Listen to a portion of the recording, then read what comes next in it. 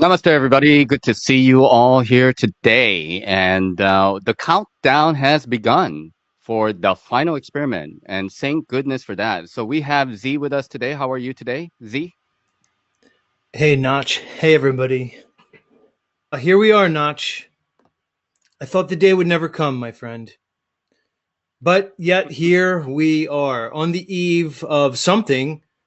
Is it the eve of destruction? Is it the eve of something great, something wonderful? I don't know. Time will tell. Who knows, Nach? Yep. Well, as something ends, another beginning happens. So that's kind of what I expect with this whole process. It may take a couple weeks, it may take a couple months, it may even take a couple years, but it doesn't matter. The I don't know, the scene and the feeling of the flat Earth community and everything is shifting as far as I'm concerned. I'd have to agree with that, man. I call it a leveling of the playing field, a purge, so to speak. And you said it before, man. Will Duffy set out to do something, and he certainly did, but it may not be exactly what he intended. Because I think we're going to see a new age in the level Earth. Maybe it's the end of flat Earth, and it's the rise, so to speak, pun intended, of the level Earth. The time has come, Notch. Consciousness is rising. The level Earth is rising. It's a new day, Notch. I welcome it, my friend. Absolutely. And I welcome it too. And I hope everybody else welcomes it. And, truth goes into three stages. It is ridiculed at the beginning, it is violently opposed, and then is universally accepted. And I think we are in that ridicule stage at the moment. We'll see what happens next. But at the end of the day, we have to um, succumb or submit to the truth. Yeah. The thing about truth is it's often elusive in this world that we live in, this world of material. And we have certain tools to approach a degree of truth in this reality.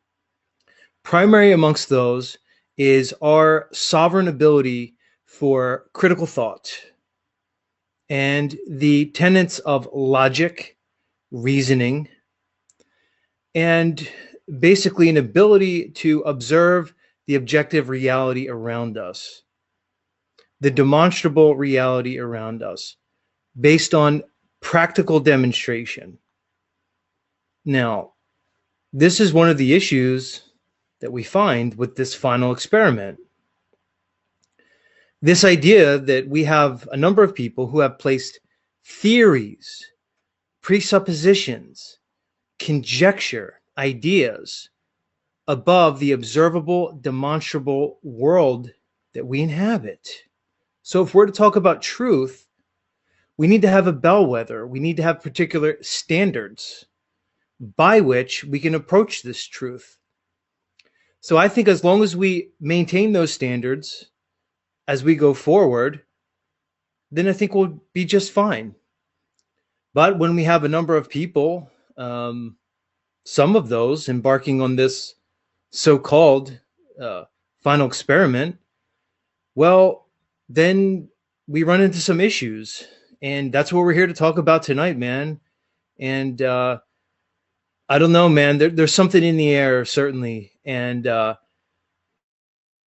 it, man. And as you mentioned, a bit ago, the flat Earth gatekeepers, their time is up.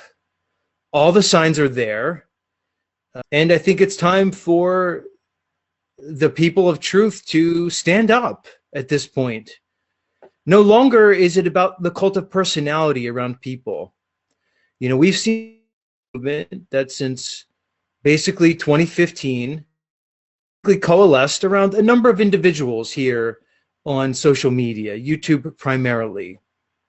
These individuals seem to have been promoted through the algorithm and basically kind of embraced by many in the community. But what we've found out as we've gone through the last couple months regarding the final experiment is that the tenets laid down by the original Zetetics over a century ago still stand. That regardless of whatever observations we observe in the heavens, we have a demonstrably level topographical plane that we inhabit. Nothing can change that.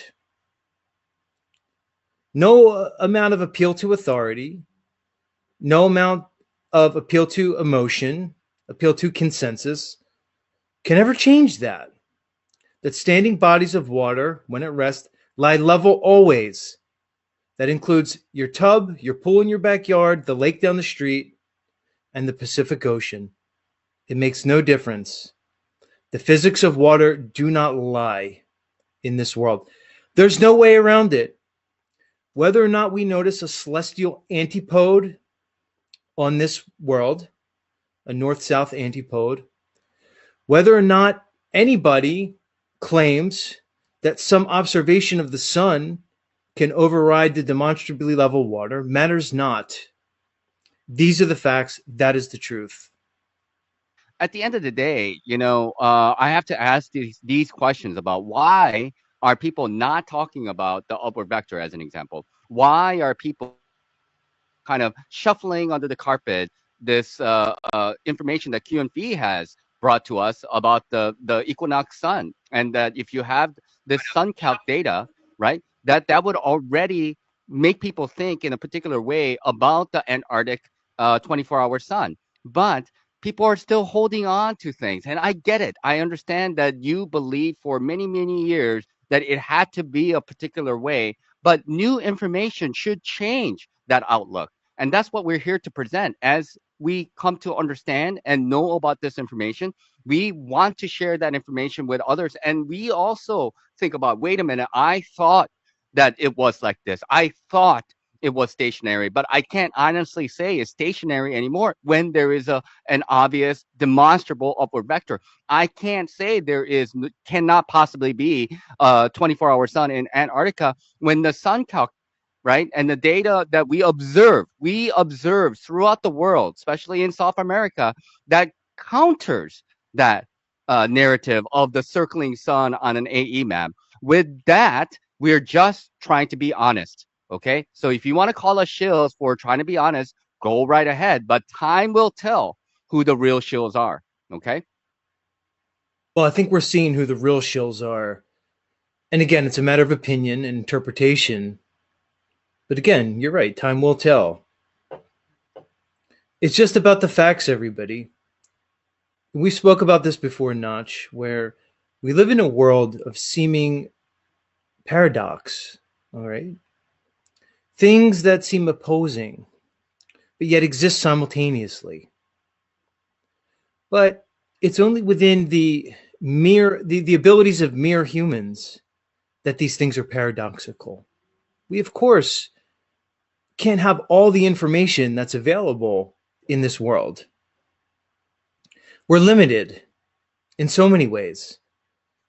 So we do the best with what we have. Not to mention, we can't underestimate the level of deception in this world. We have an academia that appears to have been deceiving us for hundreds of years. We have religions that are seemingly based on deception from the top down. We have a history that seems to have been adulterated and maybe even made up whole cloth for hundreds, if not thousands of years. This is the situation that we find ourselves in. With that in mind, Yep. it is incumbent upon a thinking man or woman to use their abilities, their sovereign God-given abilities, again, to approach some level of truth. So to think anyone has a corner on the truth is mere folly. This doesn't exist. And when you know better, you do better. And when one changes one's mind or one's consciousness in light of new information, this is growth. This is true growth. So for those who want to remain stagnant, they can do so. They'll get left in the dust and they'll find themselves on the wrong side of history. But this is the choice we all have to make, all of us. And we're going to find in the next couple days that many people who continue to hold on to their orthodoxy, their tradition, their beliefs, well, they're going to have a hard time. They're going to have to come face to face with information that may be uncomfortable to them. And again, challenges their belief set. But it seems to me, Nach, that the path of a true man or woman is to consistently challenge one's belief system. If you can constantly challenge your belief system, you may be able to achieve some degree of growth, knowing that there's no finish line of truth. That's not the point. But if we endeavor in this together with honesty and sincerity as a collective, we may be able to approach some higher truth, some ultimate truth. But when people continuously hang themselves and put themselves in a particular position and there is no mistake about it, or they're deliberately trying to confuse the issue, now we have to point that out for what it is, right? When people are misrepresenting or people are doing things that seems really suspicious in whatever way, where should we go from here? What would you like to talk about, Z, in terms of the Antarctic countdown? Well, let's talk about, first of all, positive statements, because there has been a number of claims made regarding this trip and what it means. The primary claim is that a 24-hour Antarctic sun would basically falsify flat Earth and give the burden of proof to the globe. Now, for anybody hasn't been following along, this is the claim that has been made multiple times on multiple venues by Jaron Campanella. He has been unequivocal in his stance thus far regarding this topic. We know where he stands. This is the fundamental issue regarding this trip, obviously. Based on my count, Notch, we have 3 flat earthers going down there, and I believe 6, we'll call them globies. I don't know if your count's different. Well, actually, from Witz's last live, he said that there was some guy from Hollywood who is kind of as a surprise guest who got on board and got onto the final experiment, and he is claiming himself to be a flat earther.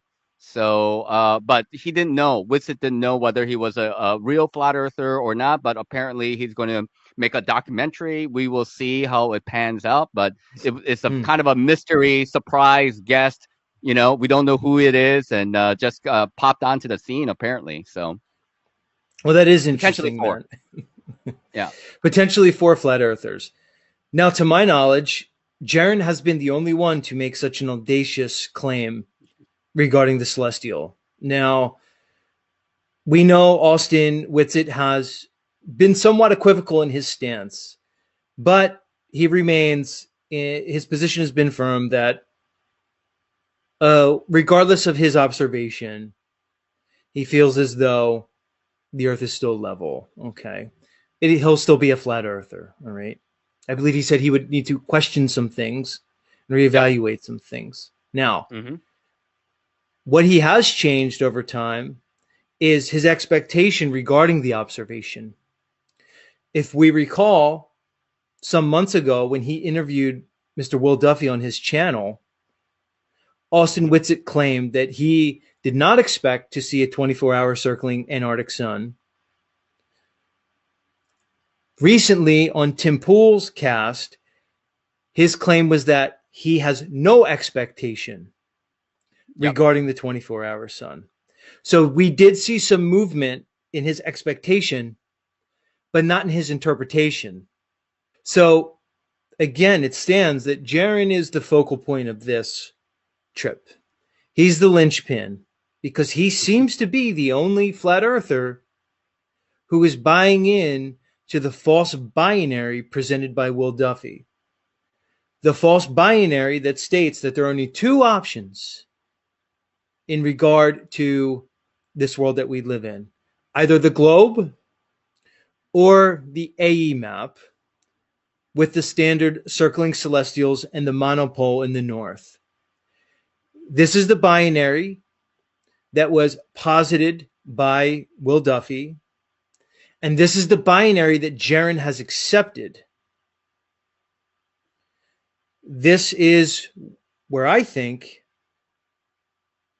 the focus should be regarding this trip is the binary and Mr. Campanella. Yeah, and I think with this situation though too, he was also like coming out with his last stream and telling everybody, well, he's going to have that position that whatever the sun is doing, it's not going to change the preponderance of evidence. It's not going to change the fact that the Earth is going to be a globe. I want to discuss this term, preponderance of the evidence, that Austin used in relation to this. This is a term used by Bob Nodell in regard to the discussion of the Earth. Okay. Obviously, this is a term that comes down to law, basically. It's a standard of proof, it's a burden of proof used in traditionally civil courts or civil law, or what would be called tort or tortious law. It's a lesser standard than beyond a reasonable doubt. A preponderance of the evidence means if you have a scale, which way does it tip? 51%, 50.01%, whatever tips the scale. But here's the thing, Nach. I think using that term or that standard in this discussion is faulty. Here's why. The reality is the globe has never been proven from its foundation. Even more so, the globe is impossible physically. The globe model and the heliocentric model is physically impossible. So to apply a preponderance of evidence as the burden of proof is faulty. It's a faulty way of looking at the topic. Because based off that mindset, one can say that if somebody can provide enough evidence for the globe to tip the scales, well, then I guess it's a globe. This is where we find Jaron.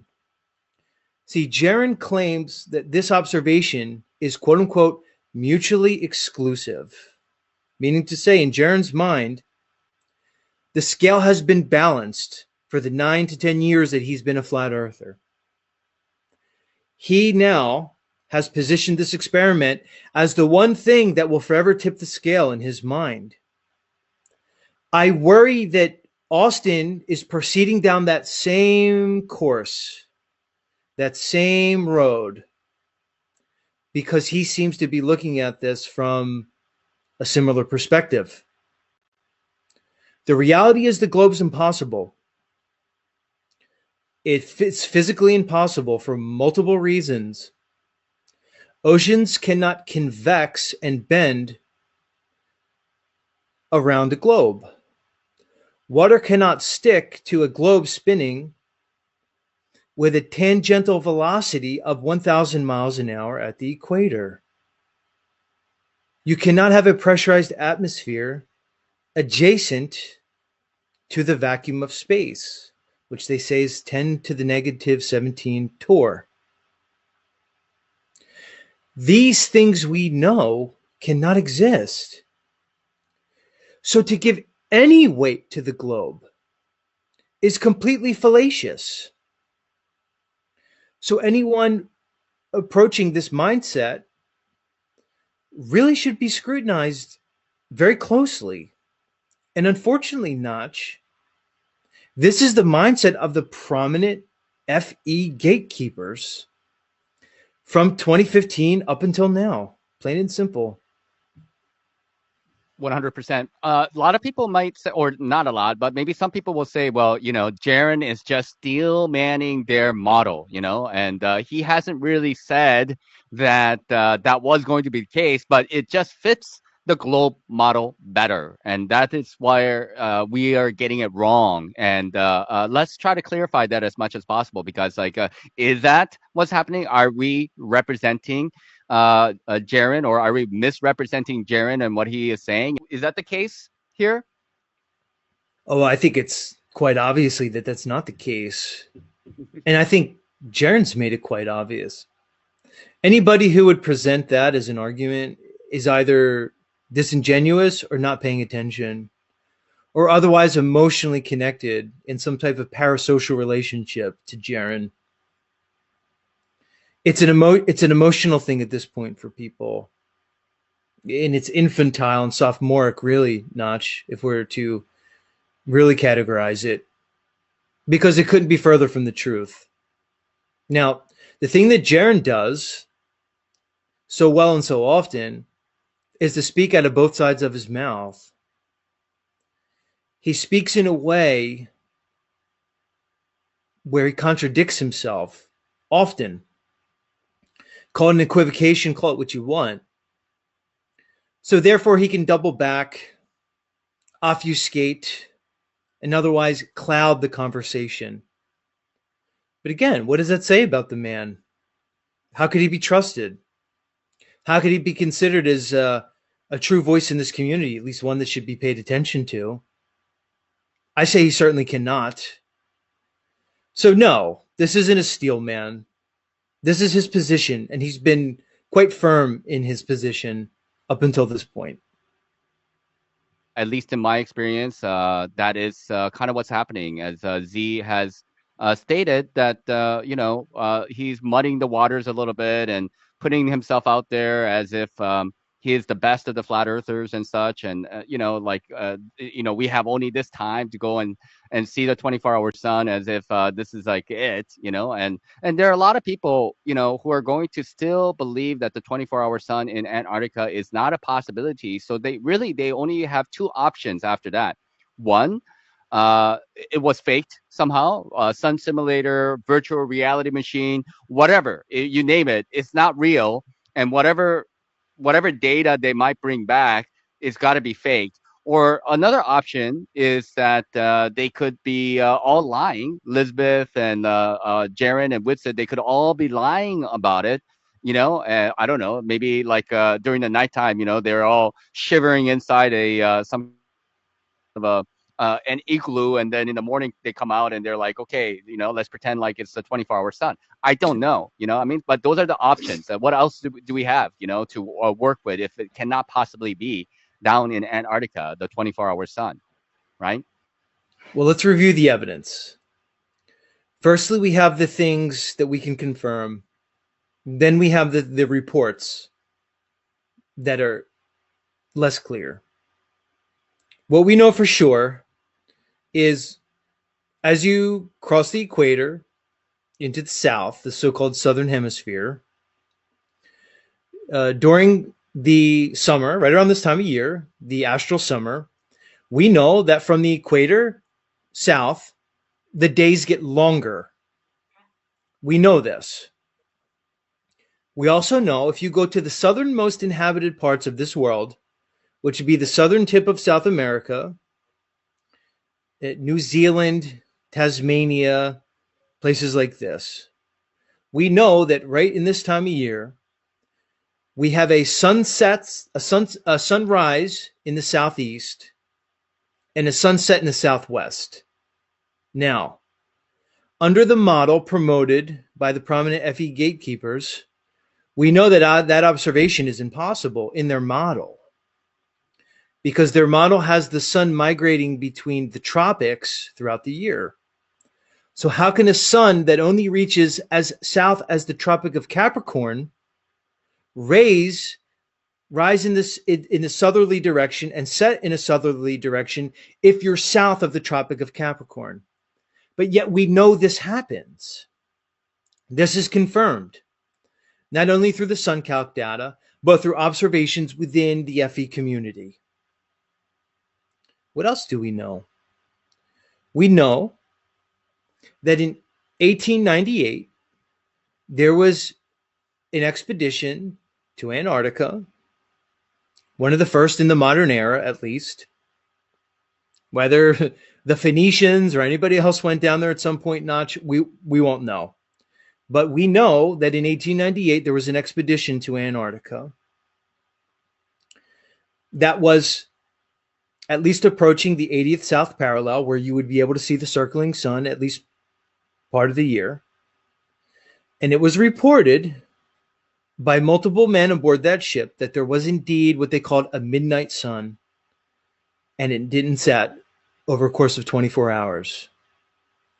This information was relayed to the Zetetics of the time, enough so that these Zetetics reported in their literature that they acknowledged the 24-hour Antarctic sun, meaning to say, the flat Earth community in 1902, in their literature, acknowledged that there indeed is a 24-hour Antarctic sun. In addition, we have reports from multiple people who spend time in Antarctica near the 80th south parallel, and indeed multiple reports of expeditions to the so-called South Pole, where you would be able to see the circling sun right above your head at 90 degrees during their solar noon, and in a position where the sun only rises and sets once a year each. It rises in the September equinox, and it sets in the March equinox. Multiple reports of expeditions that have observed this midnight sun. This is the evidence we have.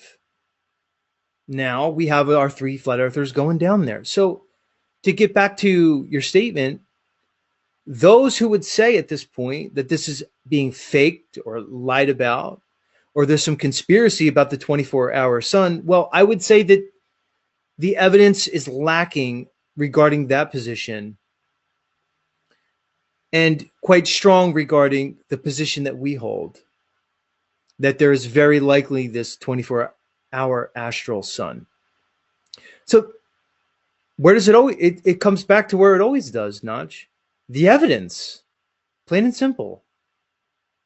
Well, I mean, that's the crux of the issue to me is that a lot of people will say, well, we don't have a 24-hour a legit 24-hour footage of the astral summer in Antarctica, and so thus they've been lying to us the whole time, and it's edited and whatever, whatever, whatever. So my question really is, what would people accept as evidence? What would people accept as quote unquote proof? And we don't need to talk about it anymore. So when and how would we get away from this conversation that the 24-hour sun in Antarctica is a thing or is not a thing? What would people accept? What do you think? Here's what I'm thinking. I think what we're looking at is a flat earth community that has coalesced and developed into, let's say, a social situation. We have relationships, okay? We have a group of people who have formed around an idea. Unfortunately, Nach, this idea seems to be based less on the facts and more about people's theories, so to speak. So what do we have? We have a bunch of people who are now in a community. They're connected, they're friends, they're socially bonded. And now, for whatever reason, the foundations of this community are being threatened in a real way. Now, this is not an indictment regarding their relationships. This is an indictment on the foundation of their belief set, which again was based on things that are unsubstantiated, like a model of the heavens, like a model of this world, a model that cannot be proven. So now we have a number of people who are emotionally engaged in this model, in this group, and in these FE leaders. So we're seeing the classic thing that we see throughout all humanity are human emotions that are overriding our reasoning skills and our logic. This seems to be a fundamental aspect of humanity in general. This fundamental aspect has been exploited by those in control and in power since the beginning of recorded history and likely the dawn of time. These are things that are inescapable. It is really incumbent upon each individual to challenge their belief set and really get to the root cause of their behaviors and their actions. Is one emotionally motivated? Why would they be expressing this vitriol, this emotion, or whatever emotion they're expressing? What's the root of it? Does one have the insight to examine oneself in a real way, to examine their behaviors and their underlying emotions, to really get a hold on what their experience may be? I can't speak for these people, Nach, but that's the way I look at it. Is this is an emotional response based off human connections that they made, and likely they're acting out of fear of losing something that they hold so precious, fear of losing something that they've basically had in their life that has filled some type of some role in their life. But there's really nothing to lose here. There's only something to gain. You're only losing something that was illusory to begin with. And you may be losing something that was perpetrated upon you for deception. Because I suspect at this point, Nachiketa, that those who we see at the top of the FE community, the ones I call the FE gatekeepers, my suspicion is that they're there for a reason, whether they're aware of it or not.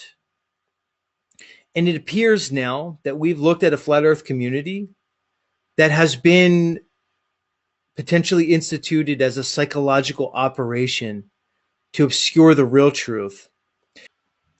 Where are we with this whole thing? The way I'm looking at it is, it looks like tomorrow they're embarking from Punta Arenas, South America, and they're headed to the Union Glacier Camp, right around the 80th South parallel.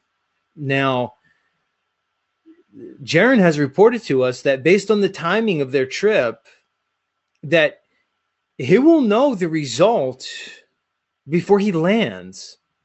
Yeah.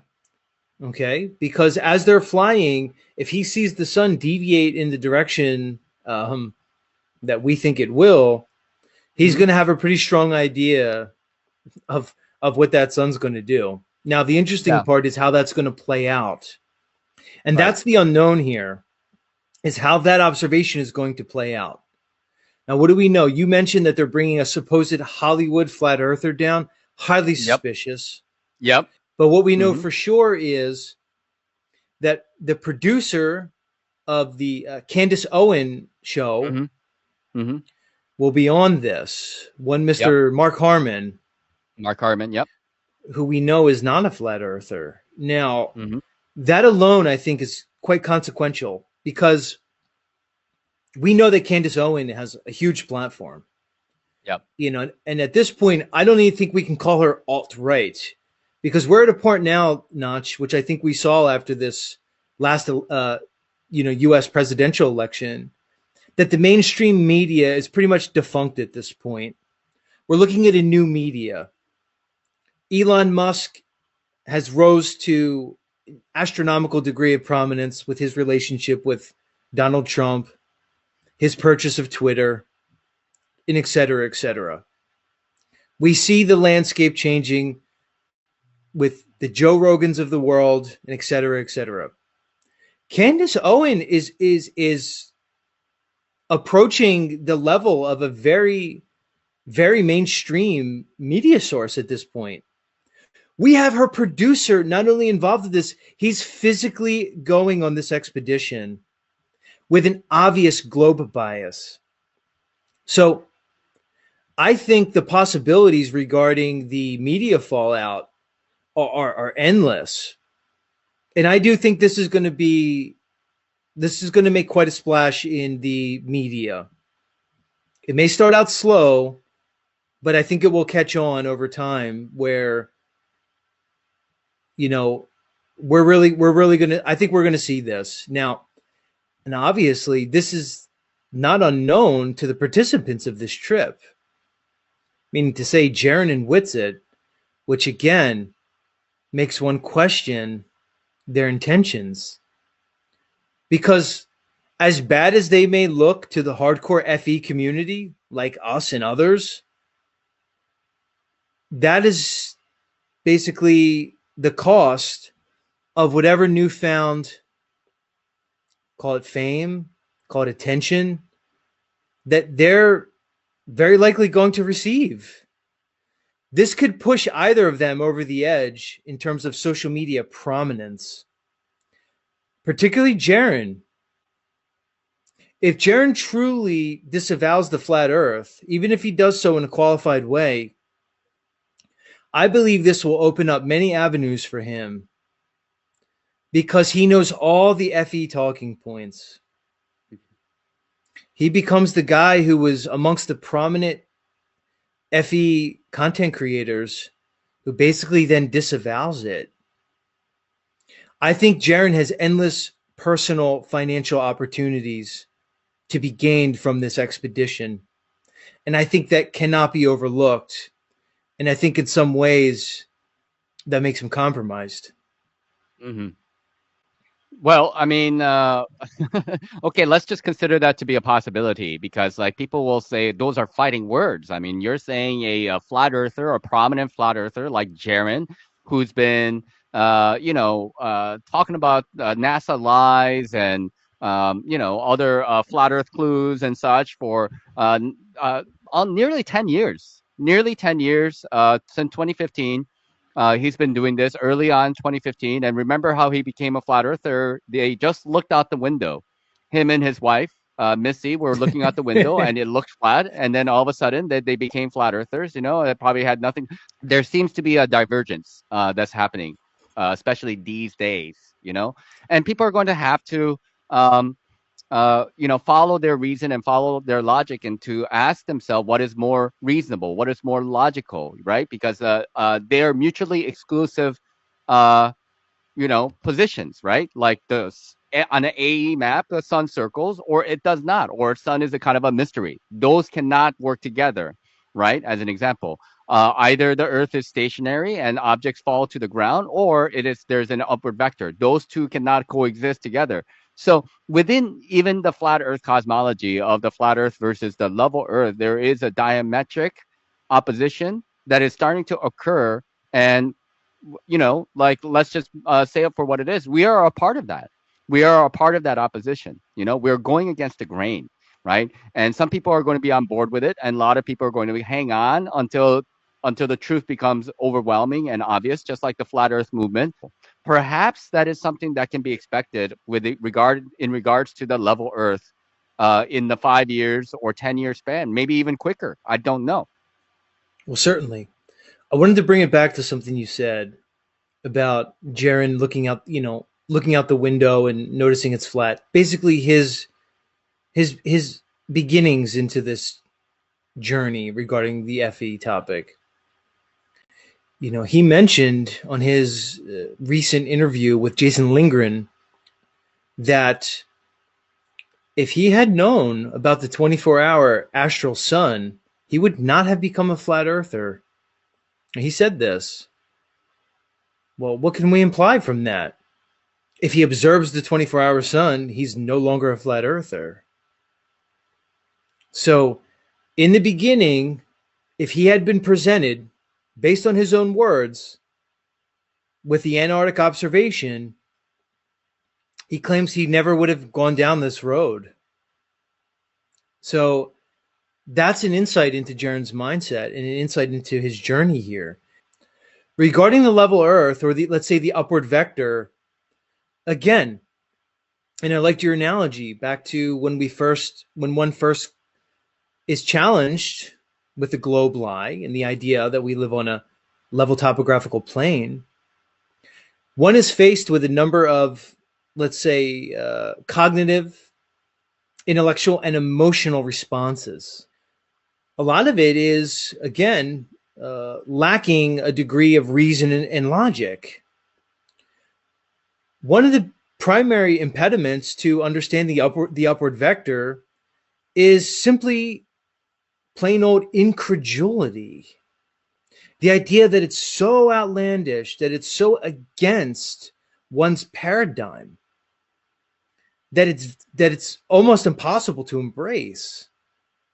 But that doesn't change demonstrable reality. That doesn't change practical demonstration, and that doesn't change physics. No matter how incredulous one may be to an idea or a subject, you can never change what the world is. And we find that our incredulity is often based on our beliefs. Our beliefs are typically based on a system of indoctrination. We don't live in a world of truth. We live in a world of deception. People lie to benefit themselves.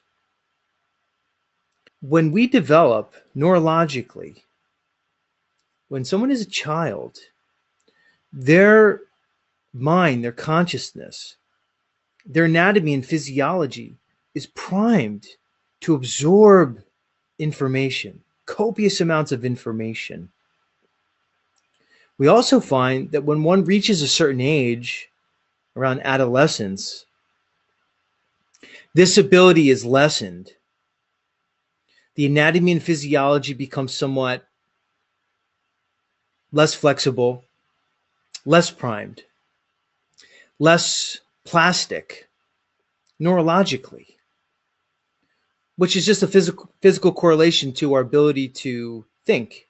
Now, what do we see, man?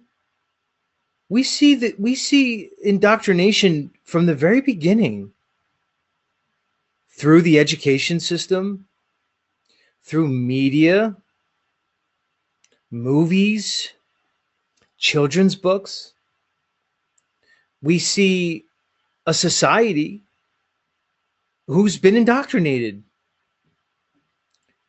passing this indoctrination on to the children. This is the foundation that that's built so that when we reach adulthood, it becomes very difficult to break these things, because most of our thoughts are subconscious. The things that are in our conscious mind are very, very few. It's our unconscious mind that governs the way we think, the way we behave, the way we interact. So when we're faced with overwhelming evidence that contradicts a belief system that we have, many people will reject it outright, not based on any logical or reasonable means, but simply because they are emotionally triggered to do so. Not only that, the deception is socially reinforced. When one buys into the presented paradigm, one is rewarded, whether it's through relationships, whether it's through financing, a career, material worldly goods. This is the situation that we find ourselves in. The deception cannot be overlooked, but it stands. Whether it's the upward vector, whether it's the level Earth, whether it's so many things. The world shows us so many things, and all we need is the ability to think critically. That's it. This adherence to science, I think, is way overblown in this community, because science is a particular thing. Science implies a certain methodology, basically the empirical method. You need things. You need an independent variable, a dependent variable. You need a constant. There's a lot that goes along with the scientific approach. Many things in this world cannot be approached scientifically as such, but we need no more than our logic to divine an understanding of this world in so many things. So your reference to the upward vector is no different. The world is showing us something physically. It is the way it is, just like level water. It is only through incredulity, emotional appeal, and the other litany of logical fallacies that one cannot approach this. But there are a lot of people, again, because of the parasocial aspect of their relationships, and with all what we consider to be beneficial in this life, making friends, right? And being a part of some kind of a community. These are all things that is very powerful. I get it, and with that, there are going to be kind of a hierarchy of people who are going to play prominent positions within a certain community, and people who play, you know, a lesser role in the community, I guess. And I guess this is the reason why I understand why people may be quote unquote afraid or reserved in their um, willingness to want to interact with me, because I can be abrasive. And I can be abrasive in the sense that I rather stick to the truth as I know it and not just gloss it over and not just shuffle it under the carpet. And I want to speak it out as I see it. And people may have a problem with that because that may go against the people that they respect and admire in their social circles. And I get it. And when that happens, you may perceive that as me attacking them, but I am not attacking them. I'm attacking ideas. I'm attacking positions. We have to understand that there are certain personality types out there though too who love to spin and misrepresent and put you in a particular light, right? And spin, right? So we have to also come. So I don't need to tell people like, oh, I am trustworthy or these people are not. I want people to see it themselves, and by what you see, you're going to fall where you're going to need to fall to. That's all, you know. Look, man, I want to be respected by those I respect. That's what matters to me, Yep. Yep. and it that's all that matters. Yeah. A lot of it comes down to That's it. priorities. What does one prioritize in their life? Because there's an infinity of things in this world that one can occupy themselves with, that one can spend their mental energy on, but there's only a limited amount of time we have to do so. Mhm. What is truly important in one's life? Can you write it down on a piece of paper? Can you count it on one hand? These are the things that matter. Everything else is just details. What does one prioritize? I can't answer that question for anyone. I can only answer it for myself. And I could look for those who I resonate with. To me, it's really about energy. Are you in harmony with someone? Are you in disharmony? Is there synchrony or not? This is where it's at. And when one can harmonize with somebody else, that's when we see a synergy. This is a situation where the whole is greater than the sum of the parts in a true way. These are the people that we need to focus on. Mhm. The dissonance will subtract, the resonance will multiply. This is the way one has to look at it. And the cream truly does rise. And then we bring each other up. Mhm. Those who are vibrating at a particular dissonant frequency, well, they will surely find that dissonance will follow them through people, through situations, through life's circumstances. This appears just to be a fundamental reality of this world, an energetic world, a world that is merely, that is more than this physical world. The problem is that there's so much influence in our society, in this reality, that keeps us in the physical, that binds us to the material, that tells us you're nothing more than an accident of nature. Look at the story of evolution and the story of the universe, man. The Big Bang, particles reacting accidentally over billions of years, and that you yourself evolved from basically inanimate object, through a series of accidental events to the complex organisms we are today. This is merely a story. I feel it's a story that was instituted to limit us to the material. It's a story that's unevidenced, unsubstantiated, but yet it's perpetuated in every educational venue, in all the halls of academia. Nach, it's even embraced in the religions now. How many Christians do we have that believe in this story of science? This idea of the heliocentrism in the universe and evolution. And they somehow try to reconcile a concept of God with that understanding, which to me is completely impossible and it's senseless in a way. So this idea, this materialistic world that they want to place us in, it's so incredibly limiting. It takes a conscious effort to rise above this, and the ability, and even more so, the courage, the intellectual courage, the emotional courage, and even the spiritual courage to really challenge this understanding. Because again, it's reinforced in so many ways.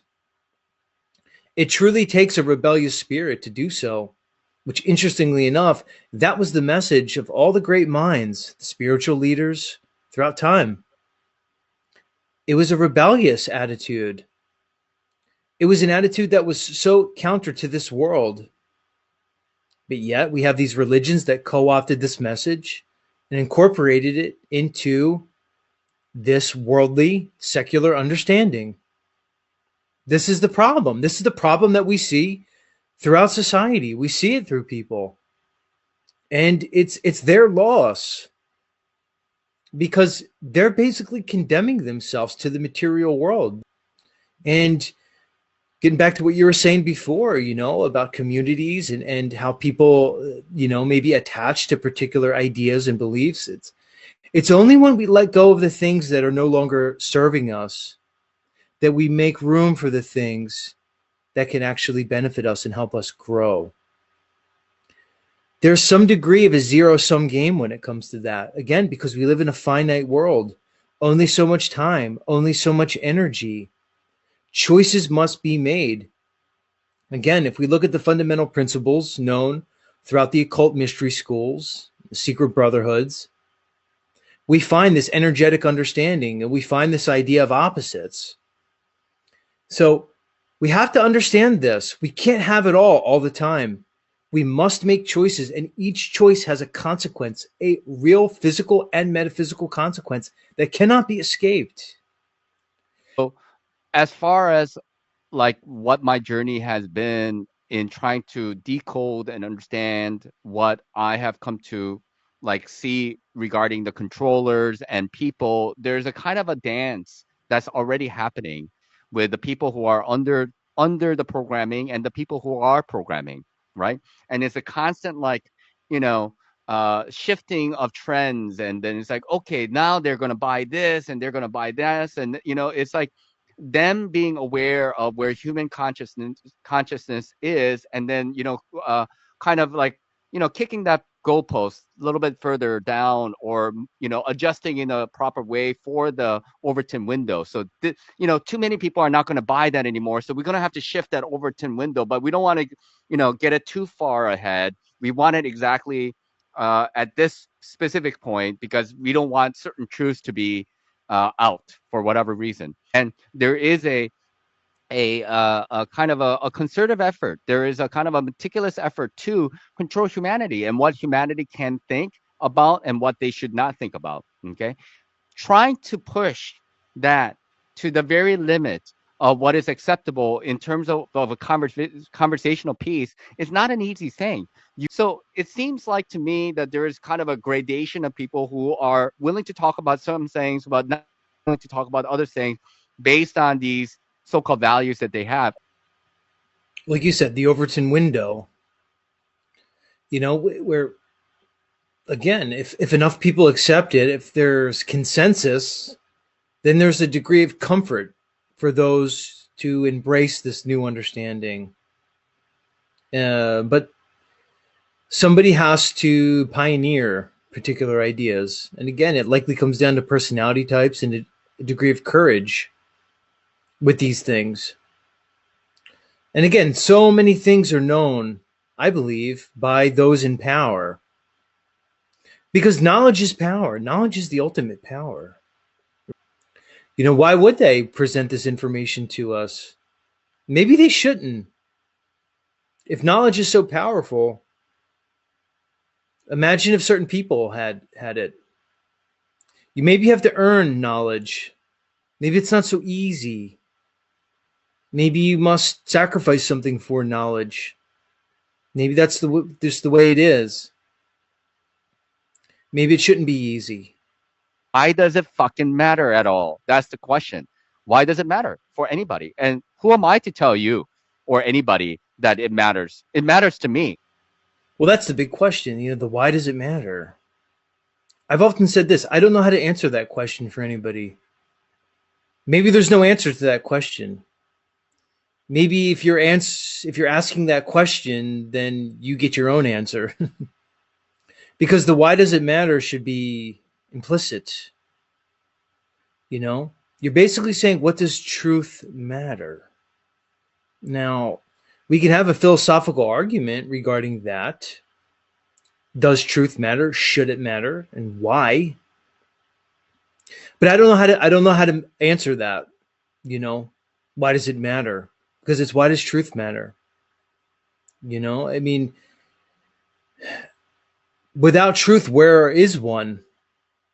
Again, what does one prioritize? Does one prioritize sovereignty of mind? Does one prioritize independence of thought? Freedom of spirit?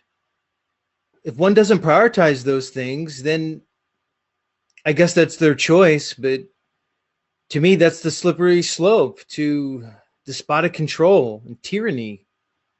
You're basically acquiescing to tyranny with that mindset. It's almost as if human nature is that they tend to not be grateful for things. And then because they get into this kind of dismissiveness and they don't understand the implication of what that truth is, they just kind of toss it. They don't know how to value it. You can say that things are intrinsically valuable to an extent, but things are really only have as much value as we place on them, as our trust in them. Look at the fiat currency system. It's just paper. At this point, it's just ones and zeros and some kind of, software system. It's the trust we place in it that gives it the value. So trust is a precious thing too, man. Even the word trust in so many ways. So if people are not trusting in themselves, if they're not trusting in each other, where's the value in this? Again, this is the solipsistic world that we live in. Because one could ask this, Nach, does anything even matter? We're asking the question, does truth matter? One can ask that question. Does anything matter?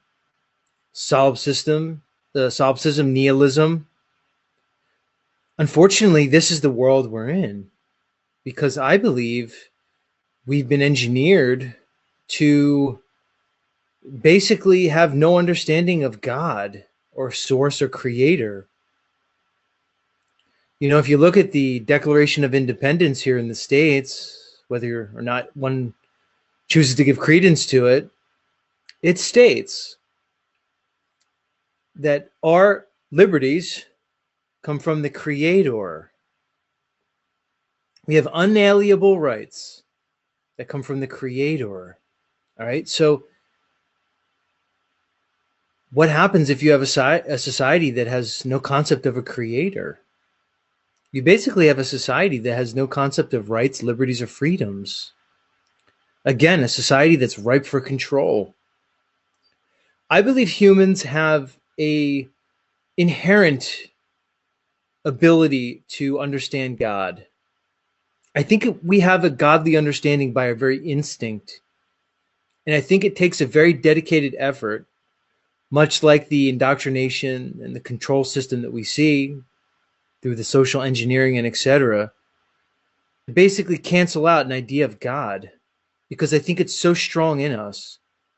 You know, it's been called an oceanic feeling that we have to seek a creator, to find some understanding beyond ourselves and beyond the material.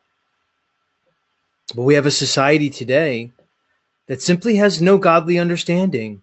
Call it secular, call it worldly, call it material, call it whatever you want. This is the society that we have. And I think we see the fruits of that. We see a society that basically operates with a complete lack of understanding regarding ethics, morals, values, and principles. We see a society that is dysfunctional. We see a society that's reprobate. And we basically see a society that's in decay. Why? Because there's no longer God. God is a concept. God equals morals and values. Regardless of the God, it's the concept of God. You place whatever name, whatever deity you want on that concept. Once that concept is removed, you basically have a society that's looking at its own destruction. I think there's a kind of a way to strike some kind of a balance where, yes, we admit to the fact that we live in a material world, but that doesn't mean I have to sell my soul. That doesn't mean I have to live an immoral life. That doesn't mean I'm going to skew the truth or spin the truth for my advantage or anything like that. I just say things as I see them, and I'm going to be honest with myself and everybody else in regards to how I am seeing what this reality is unfolding and how I am decoding all this. And it may or may not make me successful at all. That's not a priority, you know? So these are the things that I think that needs to be expressed. And some people are there to live that life and other people are not. And I think at the end of the day, things are going to be very apparent who's going to be on which path. That's kind of the way I look at it. Well, you said the word success. You know, success can be measured in so many ways. The real question is, by what standard does one measure success? Is it measured in worldly ways or is it measured in spiritual ways? That's the true dichotomy. You know, and only the individual can define that, because the world can place so many expectations on you, but the world doesn't know you. The world doesn't walk in your shoes. They haven't lived your life. Only you can define your standard for success based on your own values and principles. A lot of it is, again, if one does have a concept of the God or the creator source, then one may have an ability to relinquish control of every little thing and realize that their destiny may not even be theirs. Because any fate that we can conjecture, it will very likely be limited by our experience and our paradigm. And so much more may be in store for us, but we would limit ourselves. So why exert control over things that we simply cannot control? Again, this is the spiritual courage. Do you have the conviction? Do you have the courage to submit to a creator being? Again, this is what the flat earth has shown so many people, this idea. It's just a different understanding of this world that goes counter to the narrative, because once you realize that the idea and the concepts that we've been presented with Once you understand that they're simply impossible, it at least opens the mind up to another understanding. Now, whether one finds a creator there or not, again, is their journey. But with this understanding of the creator, all things are possible, you know. And bringing it back to the final experiment, that's what I think certain individuals lack. You know, we talked about Jaron earlier. And I've said this about Jaron, you know, is that I don't think Jaron ever left his secular mindset in a sense. And I think that's his biggest issue. Because if one doesn't have an understanding of the spiritual, the metaphysical, and otherwise, then one is very limited in their ability to see the world, because the lens through which they're viewing it is very limited and narrow. And I think that's the problem with certain people, is they still have this secular mindset. And without an understanding of the godly, the mystical, again, these seeming paradoxes become very difficult to reconcile. So if one sees a world that's level and horizontal, but yet sees that we potentially have an antipodal celestial system, certain mindset, maybe they can't overcome that seeming dichotomy, where others like you and I simply don't have a problem with it because we have an understanding of things that are beyond us. Maybe we don't have a compulsion to control things, a compulsion to explain things that are simply unexplainable. Maybe it really all comes down to that. Maybe everything, including this final experiment, comes down to the basic tenets of idealism versus materialism, you know, absolutism versus, you know, the material world, the objective versus the subjective. You know, this is the fundamental duality of philosophy since the beginning of, again, mankind. The God versus the material argument. Everything may come down to that simple duality or potential dichotomy. Because if one is embroiled merely in the material, one will never escape that understanding, and they're always going to be limited in their paradigm and in their understandings. So between 24 hour to 36 hours, I would imagine we can be kind of more or less sure about the circling sun down in Antarctica. Have your position changed at all since we've been talking about the final experiment? My position remains. My position's been what it's always been. No matter what the celestial bodies are doing, no matter what the heavens show us, standing bodies of water when at rest, lie level and horizontal. That can't be overcome.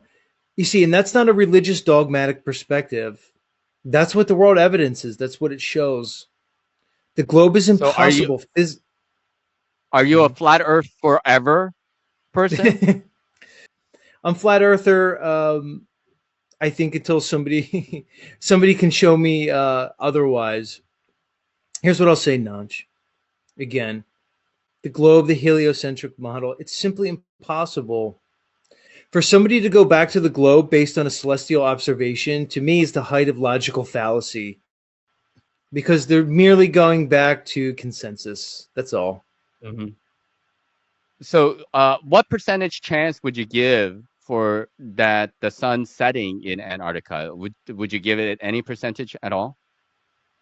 Well, I know you gave it like a 0.1% chance. Is that appropriate? Something like that. Point 0.1, yeah, point 0.1, 0.01. Doesn't even matter. I'm there with you. That's what I'm going to give it. That same percentage. Okay, so we're gonna give it a percentage, even a little tiny sliver of a chance that it could happen. But really, in our hearts, I won't speak for Z, but in deep down in my heart, I am really basically saying that there's 100% chance that they will see a 24-hour sun, especially what they've been talking about down in Punta Arenas of what they have seen about the late sunsets down in the south westerly direction and sunrises in the southeasterly direction while they're in Punta Arenas. It should be kind of a big clue as to what they should expect when they go further down south. And I think they're going to know it, between 24 to 36 hours that that is the thing, So like with the fakeness of the sun simulator or whatever it is, you're going to have to gradually fake all of that, move not only down in Antarctica but down in southern parts of um, these places as well, like in South America, South Africa, Australia, New Zealand, these places. So you're going to also have to fake how the sun is moving over there, not just in Antarctica, and that's the problem. That's where the rubber meets the road. Some people say is that it's not just in one location. We're talking about gradual locations all over the so-called plane that we would have to fake it. So how are we going to try to explain all that? That's another issue. But now that let's just say that they will see the 24-hour sun because we're going to give it 99.9% chance that they will. So let's go down that avenue. Going down that avenue, how does that pan out for everybody that is involved? We're talking about globe earthers. We're talking about Will Duffy. We're talking about the so-called flat earthers. What say you, Z? Do you have any thoughts on this? Well, here's the way I look at it. For the globe side, it plays into the narrative perfectly because it'll just confirm the bias of all the globies regarding this topic. Because again, the false binary was masterfully painted by Will Duffy, and he even got one flat earther to buy into it. That's Jaron. That's all he needed. Not all he needed was one to go down there and buy into it, and he got it. So for the globe side, it plays perfectly because it gives them the soundbite, it gives them the headline, and that's all that's really needed, again, to confirm the bias of the globe believers. Now, for the flat earth side, as I said previously, I believe this levels the playing field in the flat earth world. All right. I do think there's going to be a major shakeup amongst the prominent flat earth gatekeepers. I think we've seen it already. I think they've tried to put this on the back burner long enough, and now it cannot be ignored. They've tried to apologize for Jaron, justify Jaron, and Jaron will place them in a position where they will no longer be able to do so. So I think this is a demolition in the flat earth world that needed to happen. It was a long time coming. I embrace it. I look forward to it. And I think we'll see those in the community follow suit. And I think it'll be understood. I think it'll be quite obvious. Again, we saw a group of people promoting a model that they benefited from financially and otherwise. This model is on the verge of being destroyed, no doubt about it. That doesn't mean the flat earth is destroyed. It means a presupposed, conjectured model is destroyed. That's all. And I think we're kind of seeing a new chapter. A new chapter. That one that was sorely needed. And it's refreshing to me, Nach, in so many ways. A lot of it is a long time coming, and there's some comeuppance to be had. Remember, these prominent FE gatekeepers, not only promoted a model, but they used their platform, their influence, their subscriber base, and their power to vilify, smear, minimize, and minimalize anybody who presented information that was contrary to their model. We know back in 2017 and 2018, information was presented to these gatekeepers regarding the celestial data and the sun calc information that contraindicated their model. Not only did they disregard it, They went on a smear campaign to the individuals providing this information. So this is much more insidious than some may think on its face. This is a long time coming, and frankly, I'm glad it's here.